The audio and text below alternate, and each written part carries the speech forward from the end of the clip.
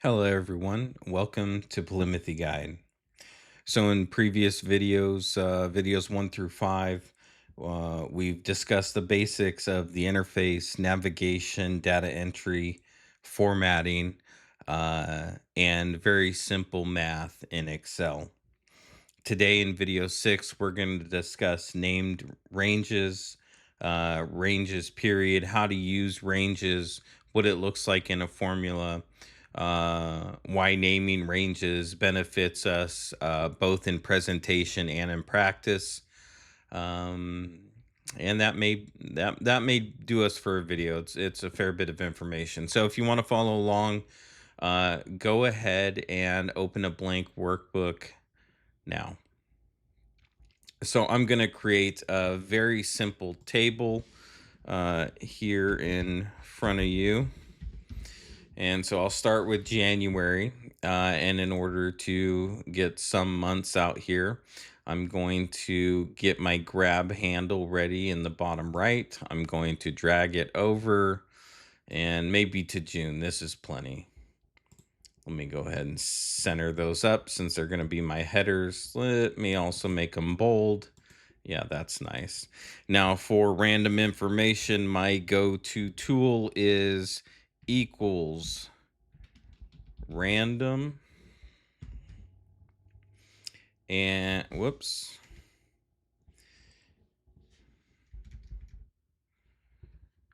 I want rand between, and this is a random number between two numbers. So I'm going to double click this rand between, and it says what's the bottom and top of my number range. So give me random numbers between 50 and to advance to the next portion of my formula, comma 800 close parenthesis.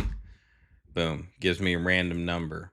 Now it won't stay this number. Every time I make some kind of alteration, it's going to adjust, and you'll see that in practice here. So I'm going to drag these random numbers across, and then I'm going to drag them down. There we go. Now I've got random numbers between 50 and 800. With it all still selected, I'm going to right click and copy, and then I'm going to right click and paste values. And what that does, you see it got one last change in there on me. But you can see now all I have up in the formula up in the formula bar when I click on any of these cells is just a static number, and there is no more formula that exists. So this is just a quick way to set up an easy presentation in which the actual data doesn't matter. So, okay, let's get started here. A range is a group of contiguous and or non-contiguous cells. And similar to how you can see up here in the name box to the left of the formula bar, you can see how each cell has an address. A range of cells also has an address, and that address is the top leftmost cell, and then a colon, and then the bottom rightmost cell. So here, the address for this range would be C5 colon E13. And so in practice, if we wrote that, it would be C5 colon E13. It would look like that. Okay. Now, if we wanted to do this range and this range, then we would want to, it would not be C5 to H13 because that would grab everything in between those 2 points. We need to somehow distinguish that this is a new range that will be included with this initial range. And so how we do that is the address for this particular range is H5 to H13. So we're going to go ahead and add it by using a comma. So we got our initial range C5 to E13, comma, H5 colon H13. So if we wanted to use this information and this information in a formula, this is how that would present. C5 to E13 and H5 to H13. Okay. Now that's the pretty much nondescript way of creating, utilizing, identifying a range. In order to make things a bit more presentable, a bit more user friendly, what we really want to do is we want to name a range, right? And so this range here, you can see up in my formula bar or in my name box, if I click this and I write January underscore, again, no spaces in the name box, January underscore, let me get my cursor out of the way, sales, press enter. Now, if I click on a cell over here, nothing happens. I still get just the address of the cell. But if I was to select this range, you can see that the name is populated there, January sales. And if I was to click that drop down caret and select January sales, see it automatically throws up the selection of that range for which we've named. Now, so that's already better than just using this longhand for the name of a range. But if we had a lot of information, we could uh, do it much quicker, and we do that through the formulas tab up here above the ribbon. We click that, and this defined names section here. And what we want to utilize is this create from selection. And so the first thing we're going to do is we're going to select our table, and we want to make sure that we've selected the headers. And we're going to go up here again, formulas tab above the ribbon, and create from selection. Click that, and it wants to know, it can give us names, but where do we find those names? Do we find it in the top row, left column, bottom row, right column? Well, for us, it's in the top row. So yeah, we'll leave that checked. We press OK, and it's done. And so we can select this group. We see automatically February shows up. If we selected this drop down caret, we can see that April, February, March, all that stuff shows up. And if we clicked on any one of them, there's the range. So that's great. One thing that we see though is that when I manually named it, I named it January sales, and all the rest of them are just the month name. And so we can go ahead and edit that sort of naming convention by, again, going up here to this define names area and clicking on name manager. When we click on name manager, we can see that here we have all of our named ranges. It shows us even the values that are in that range. It says what the range is, and then it says where the naming is applicable to. So we can use this naming all throughout this workbook. You could limit the scope to just this worksheet or what have you, but typically leaving a name range applicable throughout a workbook is no problem. But again, what we're focused on is the actual name. So this is January sales. I want them all to say sales, and so I can simply press edit, and I can change the name and add sales. Okay. Oh, there it is. April sales, January sales. And we can edit each one of these to create some degree of uniformity. Okay. So I'll leave that. I think you get the idea. Extremely helpful. Maybe June. We don't like June, so we can get rid of June. We can just press delete. Are you sure we want to delete the name June? Yes, I am.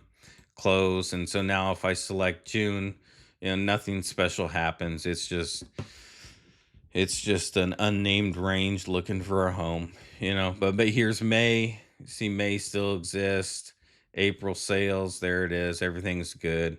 We can bring June back in the fold if we want and name it here. June underscore sales. Okay, good. There's June sales back in the family. Okay, great. So we know what ranges are. We know how they present in longhand.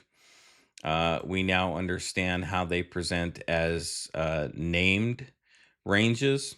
And let me get this out of the way. So how we use this is, for example, we're gonna discuss just a handful of basic formulas that make use of ranges. All right, the first is sum. Let me. We're gonna discuss sum, and so here we could, again, every formula starts with an equals sum open parentheses, and I can just start to type a range. I start to type January, and you can see January sales shows up down here because we've given it an official name. And so we'll double click that. We'll close the parenthesis, press enter, and we see that we get 2363. If we selected that column, we would see down here in our information area of the window, 2363 is the sum. That's what we get. Awesome. But what's more important is the way that this presents in the formula. So somebody looking at this information could click on this and go, well, what is 2363? Oh, I see. It's the sum of January sales. That makes sense. Um, let me get rid of March.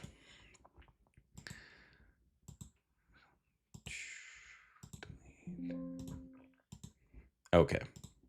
So here I can write equals sum open parenthesis, and I can click and drag this range, close the parenthesis. So here effectively 2363, this sum of January sales, and 4241, which is the sum of March sales, it's effectively the same output.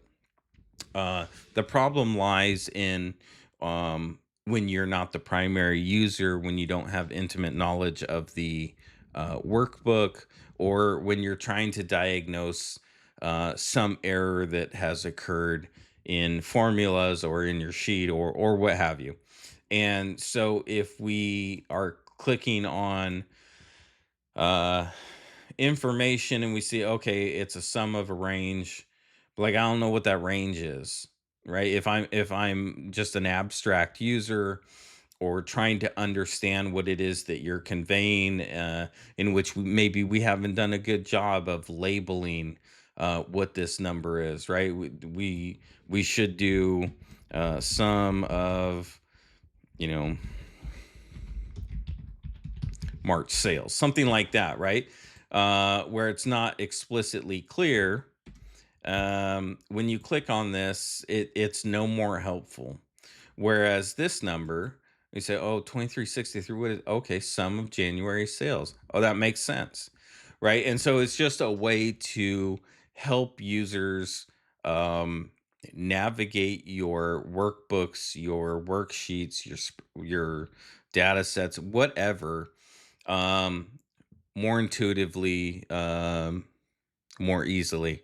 And so this kind of leads to, you know, the way that we format things, the way that we put borders around things, it changes everything from a person that put this together is knows just enough to be dangerous, or the person that put this together is a real professional, right? This is where we start to separate uh, basic or novice users from advanced users. And one of those things is named ranges. Okay, so we talked about some. Let's go ahead and what do we have besides some? Average. So let's go ahead and write equals. And we just need to start writing average. We can see average here. And what do you want to average? I want to average Feb. There it is, February sales. Double click, close parentheses, press enter. And the average for February is 381 and change. If we select this range, we can kind of double check down here, 381 and a lot of eights followed by a nine. Okay, great. But we don't, for this purpose, we don't care about all this nonsense past the decimal. So we'll press home. And here in our number formatting, we're going to slide the visibility beyond the decimal. We're going to slide that over so we just get a whole number. Great. So we've got sum, we've got average. Again, the reason we're talking about sum, we're talking about average. We're now going to discuss min-max because all these the basis of information that we're talking about is ranges. I'm going to give myself just a little bit more space here. Let's do min. We're going to follow that up with max. Okay. What's the smallest number of sales in January? Would be equals min, open parenthesis. Start to write January. There's my named range. And if we went ahead and selected these headers, just as a double check, again, there's 1,000 different ways to accomplish something in Excel, and you can never go wrong having multiple checks and balances in your sheet. So January, if we went ahead and pressed data in our tab above the ribbon and we press the filter button, we're going to get the opportunity to filter and sort with these arrows in each of the columns. Let's go ahead and take January and we're going to sort it smallest to largest. There it is. The smallest number we have in January is 84, which is the exact same number we got with the min January sales. Now, inversely, we could look for the largest number, which 716 is the number we're looking for, equals max, open parenthesis, there it is, January sales. Close the parenthesis, press enter, 716, that's the number.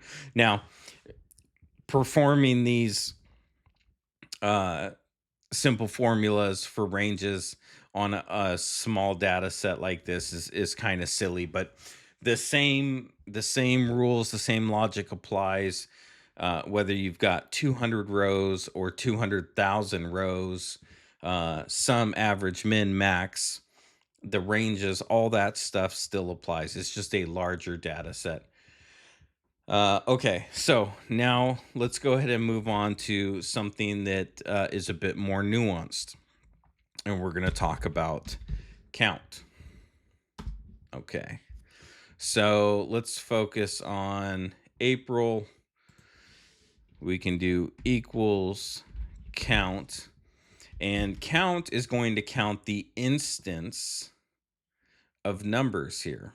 So count AP, there's April sales. close parenthesis, and we can see that there are 9 numbers here. Well, that's cool. And maybe there was something that happened in this particular, whatever this row is, and we get an NA. Like there was just no information to retrieve for that particular cell, and so our input was NA. You can see that we get 8. Um, or what else could we have here? We could have just a blank. And so how many things are here? Well, there's the count is counting 7, but this particular count, when I select them, is counting 8. So why the difference?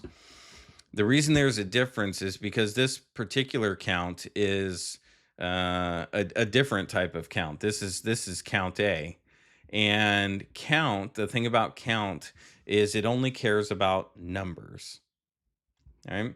If we wanted to count the number of instances in which a cell has something in it, what we would then be looking for is count A.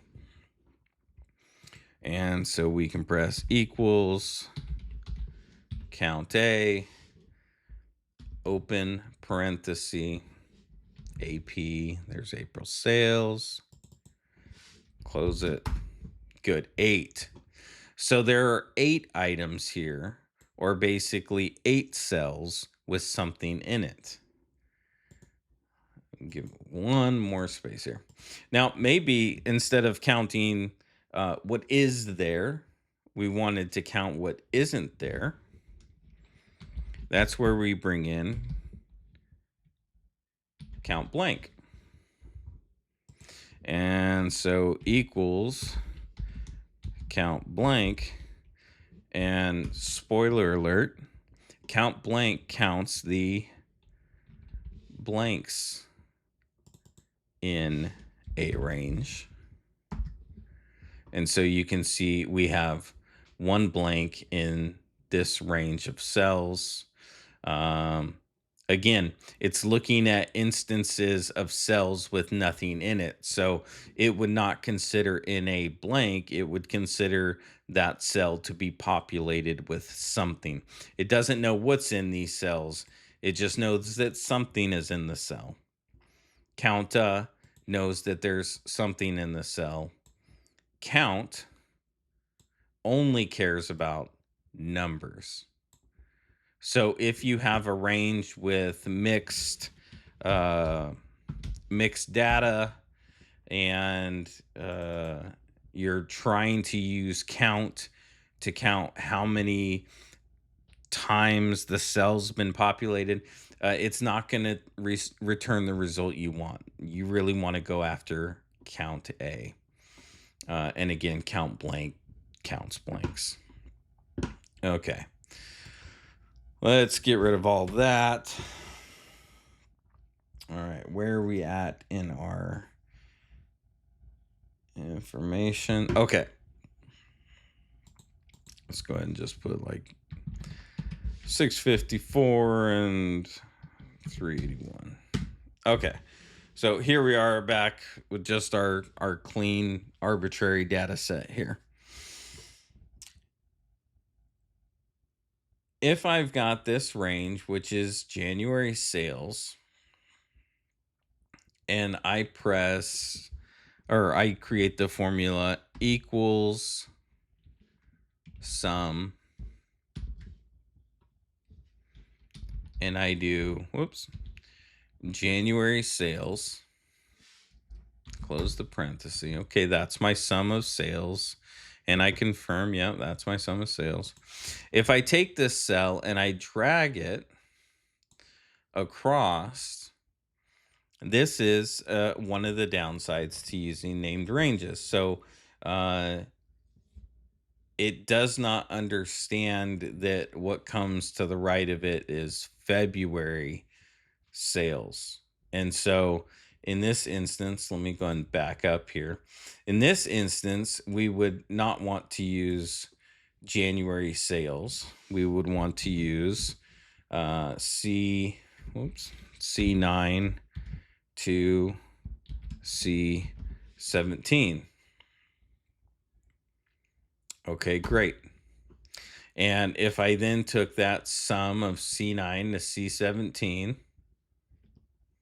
and I used my fill handle here, that black cross in the bottom right, and I drug it across, you can see now each one of the ranges is going with my formula as I drug it across. And that's because we have not locked in any sort of reference. And what that means is let's go ahead and lock in. Oops. Okay, so let's say uh, what we're looking for is like a cumulative sum as we drag our formula across. So we want to see January plus February plus March, et cetera, as we move on down the line. And so here we've got our initial sum formula, and it's C9 to C17. And basically, by the time we're all done, we want this to say C9 to H17 by the time we drag it all the way over here. And so dragging this formula, obviously, it's going to shift our address, but we don't ever want it to change the starting point. And so for the starting point, we're going to lock in both the row and the column.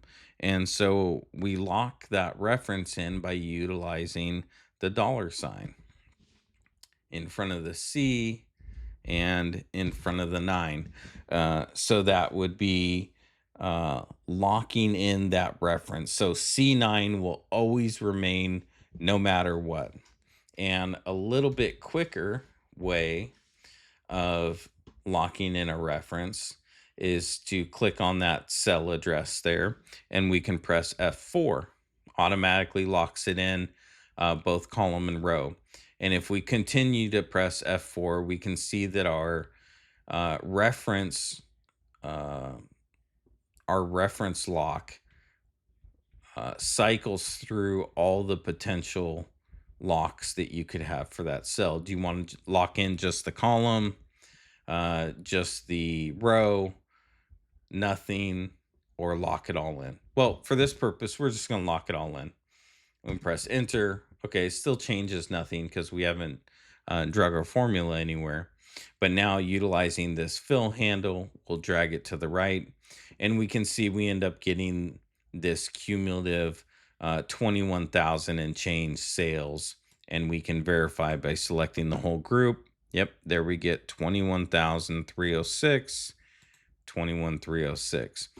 And here you can see that the formula that we ended on is C9 to H17.